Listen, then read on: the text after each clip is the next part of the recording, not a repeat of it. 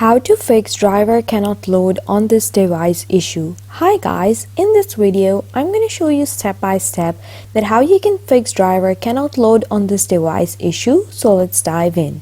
There are a couple of methods to fix this issue, so let's dive into the first one. First, hit start and search for settings.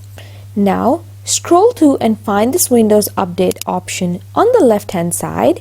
And now you have to download and install any updates that are available. And now scroll down and see if any optional updates are available, and you have to just update those. And once you're done with this option, now go back and then click Windows Update option again, and then you have to click Advanced Options. Now scroll down and you have to click this Recovery option, and if you have this option to go back, you have to click this Go Back option. This is going to make you go to your previous version, and it's going to fix the issue. It sometimes helps with fixing the issue.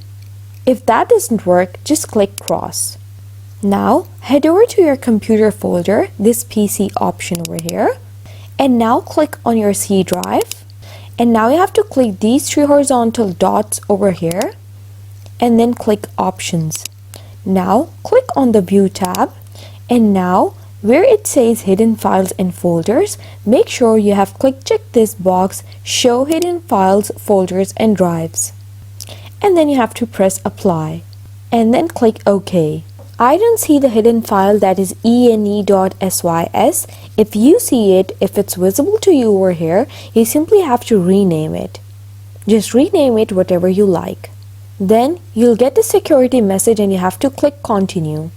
And then try restarting your system, and it's going to solve your issue. If you didn't find the ene file over here, like me, just head over to the Windows folder.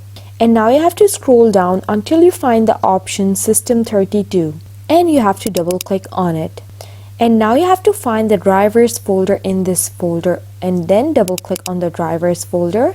And here you'll find the ene.sys file. Once again, if you look at it over here, you have to simply rename it. And then you have to click Confirm on the security configuration.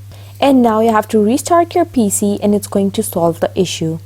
If nothing out of these work, head over to your Start menu again and search for Core Isolation, and then press Enter. And now you have to turn off this Memory Integrity option over here. Just toggle it off. And then click Yes, and then restart your PC or system, and it's going to probably solve your issue. And that's how you can fix driver cannot load on this device issue.